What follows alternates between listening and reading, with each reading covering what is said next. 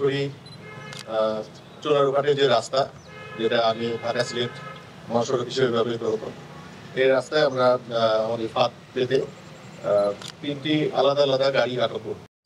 শাড়ি, জামা কাপড় এবং অন্যান্য সামগ্রী আমরা আটক করতে সক্ষম হই। অনেক আধুনিক প্রযুক্তি ব্যবহার করছি।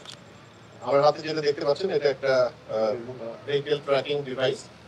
এটা সিম সাপোর্টেড এবং এটার ভিতরে আলাদা ব্যাটারি আছে।